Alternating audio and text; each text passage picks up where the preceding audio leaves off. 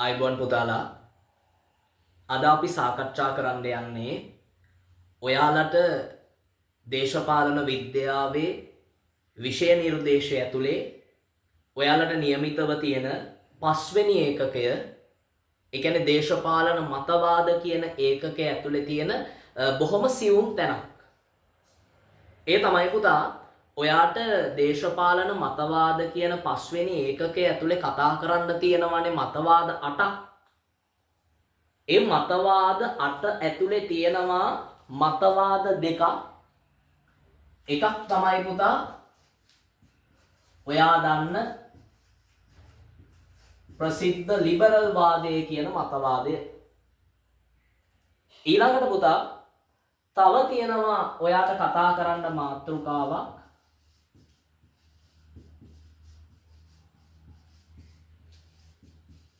ඒ තමා සමූහාණ්ඩුවාදය කියන මාතෘකාව.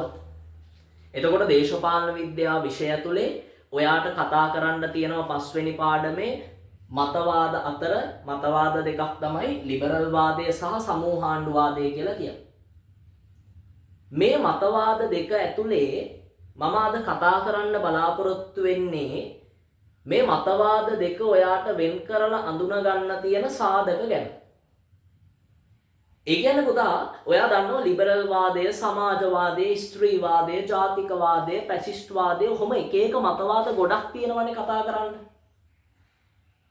මේ මතවාදවල තියෙන ලක්ෂණ, මේ මතවාදවල කියවෙන කතා, මේ මතවාදවල තියෙන මූලධර්ම බොහෝ විට එකිනෙකට වෙනස්. හැබැයි පුතා ඔයාට මතවාද පාඩම ඇතුලේ කතා කරන්න හම්බෙන මේ ලිබරල් වාදය හා සමූහාණ්ඩුවාදය කියන්නේ ඒ විදිහට එකිනෙකට වෙනස් මතවාද දෙකක් නෙමෙයි. මේ මතවාද දෙකේම ලිබරල් වාදය ඇතුලේ සමූහාණ්ඩුවාදය ඇතුලේ කියවෙන අදහස් බොහෝ විට එක හා සමානයි. හරියට නිකන් නියුන් සහෝදරයෝ දෙන්නෙක් වගේ. මේ මතවාද දෙකේ කියවෙන කාරණා බොහෝ විට එක හා සමානයි. මේ මතවාද දෙක අතර වෙනස හඳුන ගන්න පුළුවන් සාධක දෙකයි ඇත්තටම තියෙන්නේ. ඒ කියන්නේ ඔයා හිතන නියුන් සහෝදරයෝ දෙන්නෙක් ඉන්නවා. එක වගේමයි, එක සමානමයි, රූපෙන් එක වගේමයි. සාධක දෙකකින් තමයි අපි මේ නියුන් සහෝදරයෝ දෙන්නවා මේ ඉන්නේ මෙයා, මේ ඉන්නේ මෙයා කියලා වෙන් කරගන්නේ. අන්න ඒ වගේ ලිබරල් වාදයේ සමූහාණ්ඩුවාදය කියන්නේ එක වගේම මතවාද සාධක දෙකක් නිසා අපිට පුළුවන් වෙනවා ලිබරල් වාදය සමූහාණ්ඩුවාදය වෙන් කරලා අඳුරගන්න. ඒ සාධක දෙක ඇතුලේ තියෙන පුතා පළවෙනි සාධකය තමයි නිදහස කියන කාරණාව. පුතා ලිබරල් වාදය ඇතුලේ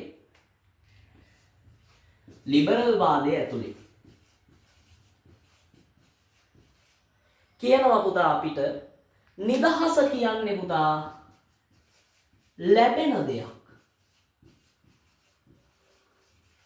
ලිබරල් වාදය ඇතුලේ කියනවා පුතා නිදහස කියන්නේ මොකද්ද? අපිට ලැබෙන දෙයක්. ඒ කියන්නේ පුතා හැම රටකම තියෙන ව්‍යවස්ථාව ඇතුලේ දානවනේ අපේ රටේ ඒ කියන්නේ ඕනම රටක මිනිස්සුන්ට හිමි වෙන අයිතිවාසිකම් එහෙම. ඒ වගේම රටක් ඇතුලේ තියෙනවනේ අධිකරණ පද්ධතිය. ඔන්න ඔයගේ අධිකරණ වලින් යුක්තිය ඉෂ්ට වීම හරහා රටක ව්‍යවස්ථාවේ මූලික අයිතිවාසිකම් කතා කරන්න නිදහස, කැමති ආගමක් අදහන්න නිදහස, ඕම අයිතිවාසිකම් සමුදායක් තියෙන ඕනම රටක ව්‍යවස්ථාවක ඒ අයිතිවාසිකම් හරහා මිනිස්සුන්ට පුතා නිදහස කියන එක අනිවාර්යෙන්ම ලැබෙන දෙයක් කියලා තමයි ලිබරල් වාදය තුල කියන්නේ. ඒ කියන්නේ මේ ලෝකේ ජීවත් වෙන හැම මිනිස්සෙක්ටම නිදහස කියන එක ලැබෙනවා. හරි. ඒ අයිතිවාසිකම් හරහා අධිකරණ පද්ධතීන් හරහා නිදහස කියන එක ලැබෙනවා. හරි. අනිත් එක තමයි ලිබරල් වාදය ඇතුලේ හැම වෙලේම කතා කරන්නේ පුද්ගල නිදහසක් ගැනනේ. තනි පුද්ගලයාට හිමි වෙන නිදහස ගැන. පුතා ඔයාට පෞද්ගලිකව කාගෙන්වත් කරදරයකුත් නැත්තම් ඔයාට කාලා බීලා ඔයා කැමති දෙයක් කතා බහ කරගෙන කැමති ආගමක් අදහගෙන ඔයාට පෞද්ගලිකව නිදහසක් හම්බෙලා නම් තියෙන්නේ ඒක තමයි නිදහස කියලා තමයි ලිබරල් වාදයෙන් කියන්නේ. ඒ කියන්නේ නිදහස කියන්නේ තනි තනියම මිනිස්සු පෞද්ගලිකව භුක්ති විඳින දෙයක්. ඒ නිදහස මේ සමාජයේ හැමෝටම වගේ ලැබෙන දෙයක්. හැබැයි පුතා නිදහස කියන එක සමූහාණ්ඩුවාදය ඇතුලේ කියනවා අපිට නිදහස කියන්නේ ලබා ගත යුතු දෙයක්. සමූහාණ්ඩුවාදය ඇතුලේ කියනවා නිදහස කියන්නේ ලැබෙන දෙයක්ම කියලා හිතන්න එපා. දැන් සමහර විට ඔයා මම හිතනවා ඇති අපි නිදහසෙන් ඉන්නේ අපි කාලා බීලා ඉන්නවා ප්‍රශ්නයක් නැහැ. ඒ තමයි නිදහස කියලා නෑ. නිදහස කියන්නේ තවදුරටත් ෆයිට් කරමින් නිදහස ඉල්ලා සටන් කරමින් ලබා ගත යුතු දෙයක් හැටියට තමයි සමූහාණ්ඩුවාදයේ නිදහස කියන එක දකින්නේ. සමූහාණ්ඩුවාදයේ කියනවා අපිට මේ මොහොතේ පවා තියෙන නිදහස ෂණිකව නැති වෙලා යන්න පුළුවන්. ඒ නිසා නිදහස කියන්නෙම අපි නිතර අරගල කරමින් ලබාගත යුතු දෙයක්. පැහැදිලි? අපි මේ මොහොතේ පවා නිදහස කියලා හිතන් ඉන්න එකට වඩා එහා නිදහසක් තිබිය හැකි තියෙනවා.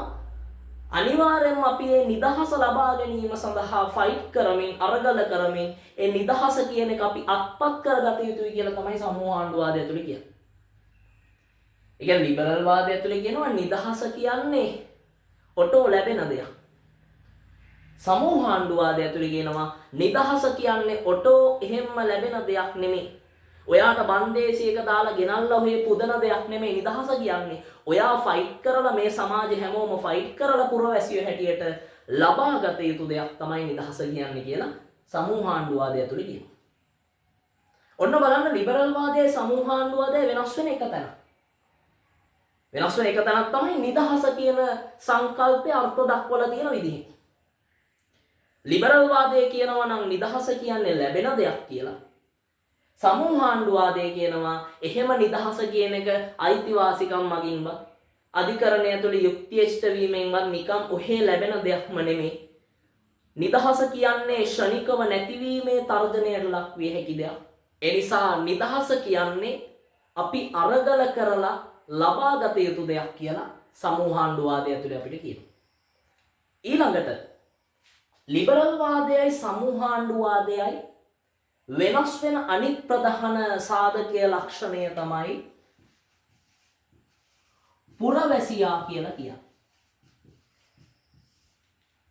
හරි.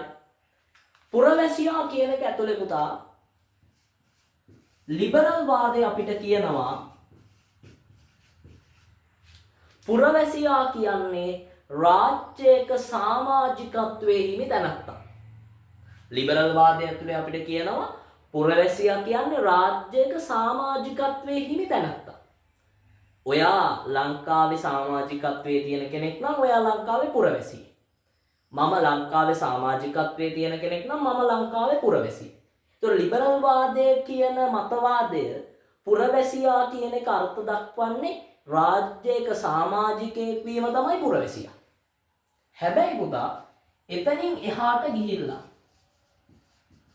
සමූහාණ්ඩුවාදය කියනවා රාජ්‍යයක සමාජිකත්වයේ හිමිවීමම නෙමේ පුරවැසියා කියන්නේ. රටක සමාජිකයෙක් වීම පමණක් පුරවැසියා කියන්න බෑ අපිට. දැන් ඔයා රටක සමාජිකයෙක් ඒ නිසා ඔයා ඒ රටේ පුරවැසියෙක් කියලා අපිට කියන්න බෑයි කියලා සමූහාණ්ඩුවාදය ඇතුලේ කියනවා. සමූහාණ්ඩුවාදය ඇතුලේ කියනවා පුරවැසියෙක් වෙන්න නම් ඔයා රටක සමාජිකයෙක් වෙලා විතරක් බෑ ඒ රට ඇතුලේ දේශපාලනය ඇතුලේ පොදු දේවල් ඇතුලේ සක්‍රීයව වැඩ කරන කෙනෙක් වෙන්න ඕන. ඒ කියන්නේ ඔයා රටක සමාජිකයෙක් වෙලා ඔහේ ගෙදරට වෙලා නිද්‍රාශීලීව සමාජයේ පොදු දේවල් වෙනුවෙන් පෙනී හිටින්නේ නැති සමාජ පොදු ගැටලු වෙනුවෙන් පෙනී හිටින්නේ නැති දේශපාලනය තුළ එහෙන අක්‍රීය ඡන්දේ දාන්නවත් යන්නේ නැති එන නිද්‍රාශීලී කෙනෙක් නම් ඔයා පුරවැසියෙක් නෙමේ රටක සමාජිකයෙක් වෙච්ච පළියට. සමූහාණ්ඩුවාදය කියනවා පුරවැසියෙක් වෙන්න නම් රටක සමාජිකයෙක් වෙනවා වගේම ඒ රට ඇතුලේ සක්‍රීයව දේශපාලනික සමාජීය දේවල් වලට සම්බන්ධ වෙන කෙනෙකුත් වෙන්න ඕන. පැහැදිලි නේද? එතකොට ලිබරල් වාදය ඇතුලේ කියනවනේ එච්චර එහෙම ඕනේ රටක පුරවැසියෙක් වුණාම ඇති. රටක සමාජිකයෙක් වුණාම ඇති පුරවැසියෙක් කියලා සලකන. ලිබරල් වාදී කියනවා රටක සමාජිකයෙක් වුණාම ඇති ඔයා පුරවැසි. ඔයා මේ පොදු දේවල් වලට දේශපාලනික දේවල් වලට එහෙම එන්න ඕනේ නැහැ. රටක සමාජිකයෙක් නම් ඔයා පුරවැසි. හැබැයි සමූහාණ්ඩුවාදී කියනවා රටක පුරවැසියෙක් වෙන්න නම් නිකං රටක සාමාජිකයෙක් වුණ පළියට බෑ. සමාජිකයෙක් වෙලා රට ඇතුලේ සමාජීය දේශපාලනික දේවල් වලට සක්‍රියව මැදිහත් වෙන පුද්ගලයෙක් විය යුතුයි. එහෙම කෙනෙක්ට තමයි පුරවැසියා කියන්නේ කියලා සමූහාණ්ඩුවාදය ඇතුළේ අපිට කියනවා. පැහැදිලිද? එතකොට මේ සාධක දෙක හැර නිදහසයි පුරවැසියයි කියන සාධක දෙක හැර අනිත් සියලු සාධක වලින් පුතා ලිබරල් වාදයයි සමූහාණ්ඩුවාදයයි කියන්නේ සමානම වගේ මතවාද දෙකක්. පැහැදිලි? මේ සාධක දෙක නිසා තමයි ලිබරල් වාදයේ සමූහාණ්ඩුවාදය වෙනස් වෙන්නේ. පුතා ඔයාට පේපර් වල උසස් පෙළ විභාගෙදී ලිබරල් වාදය හා සමූහාණ්ඩුවාදය අතර තියෙන වෙනස්කම් දෙකක් ලියන්න කියලා කෙටි ප්‍රශ්නයක් එන්න පුළුවන්. නැත්නම් ලිබරල් වාදය හා සමූහාණ්ඩුවාදය අතර වෙනස සාකච්ඡා කරන්න කියලා රචනා ප්‍රශ්නයක් එන්න පුළුවන්. ඒකට පදනම හැදෙන තැන තමයි මෙතන. පැහැදිලිනේ? මට මේ වීඩියෝ එක හරහා ඔයාට කියලා දෙන්න ඕන උනේ ඔන්න ඔය කියන කාරණාව. පැහැදිලි? එහෙනම් අපි තවත් අලුත් වීඩියෝ එකකින් හම්බෙමු. ඒ අලුත් වීඩියෝ එක ඇතුලේ මම අලුත් මාතෘකාවක් ඔයාලට කියලා දෙන්නම්. එහෙනම් හැමෝටම අයබෝවන්.